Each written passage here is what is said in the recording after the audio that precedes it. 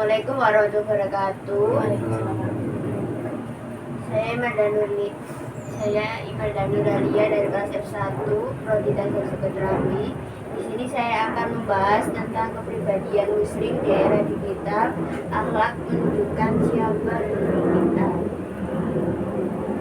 Selanjutnya yaitu kepribadian dalam Islam. Minta gue kok susu yang sekalian. Ya. Cepet nunggu.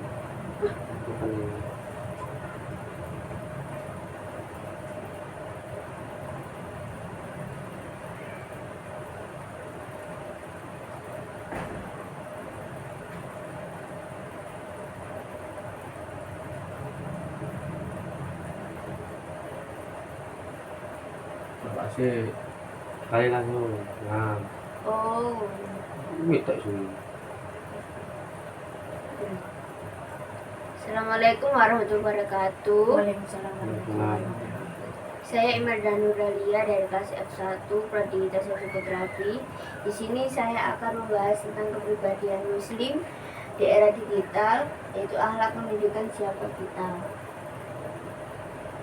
Kepribadian dalam Islam, menurut pandangan Islam sendiri itu kepribadian artinya sebagai kesatuan utuh antara pola pikir, sikap hati, dan perilaku seseorang yang didasarkan pada nilai-nilai tauhid di dalam ajaran Islam.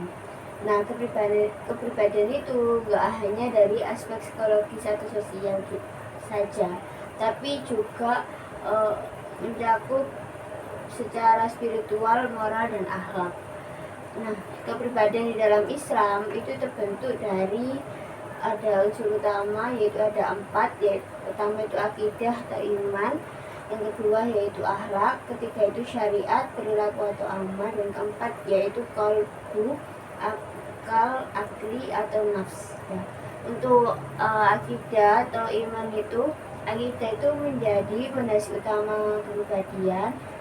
Keimanan kepada Allah membentuk cara pandang hidup, tujuan, serta perilaku manusia. Sedangkan untuk akhlak sendiri itu artinya sebuah kebutuhan nyata dari kepribadian Islami.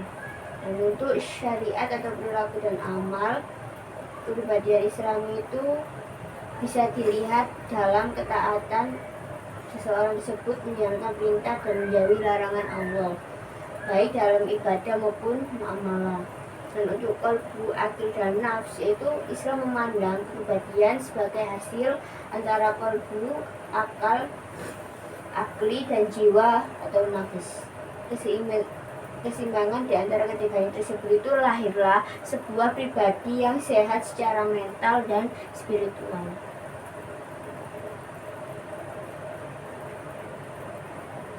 Selanjutnya yaitu tantangan remaja di era digital. Remaja di era digital menghadapi berbagai tantangan akibat pesatnya perkembangan teknologi dan media sosial. Nah, akses informasi yang mudah itu seringkali tidak diiringi kemampuan menyaring konten, sehingga remaja itu rentan terhadap berita hoax, terus konten-konten yang negatif, dan membuat kepribadian remaja tersebut itu mudah terpengaruhi. Nah, media sosial itu menjadi bahan konsumtif dan bisa menjadi kecanduan HP, serta bisa menurunkan kualitas antara sosial dan empati. Selain itu juga tekanan untuk tampil sempurna di dunia maya dan dapat memicu stres, kecemasan, dan rendahnya kepercayaan diri. Seperti kayak kita insecure, habis lihat FYP TikTok gitu. Oleh karena itu, kita sebagai remaja itu perlu dibekali dengan literasi digital dengan cara penguatan akhlak, kontrol diri, serta bisa pendampingan dari keluarga dan juga pendidikan agar bisa menggunakan teknologi secara bijak dan bertanggung jawab. Selanjutnya yaitu contoh sikap Islami dalam membentuk kepribadian. ada 6, yaitu pertama jujur atau sidik. Contohnya itu tidak menyontek saat ujian dan tidak menyebarkan berita hoax di media sosial. Nah, menggunakan media sosial itu dengan perilaku yang baik yang seharusnya. Selanjutnya yaitu amanah. Contohnya itu menjalankan tugas sekolah atau organisasi dengan penuh tanggung jawab. Kita tidak boleh meninggalkan tanggung jawab yang telah kita buat sendiri. Mengikuti organisasi yang kita selesaikan sampai periode itu habis. Selanjutnya yaitu sabar. Nah, contohnya itu tidak mudah marah ketika menerima kritik atau komentar negatif di media sosial. Kita harus bisa mengontrol emosi kita, mengontrol ketika kita di media sosial, karena kita nggak tahu itu bisa membuat orang lain itu sakit hati atau enggak. Selanjutnya yaitu disiplin dan istiqomah.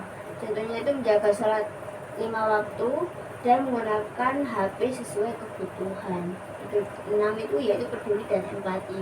Contohnya itu membantu teman yang kesulitan dan tidak melakukan perundungan atau bullying baik secara langsung maupun secara online. Jadi kesimpulannya itu kepribadian muslim di era digital itu bisa kita lihat dari bagaimana akhlak kita itu diwujudkan di dalam sehari-hari, baik di dunia maya, di sosmed ataupun secara langsung.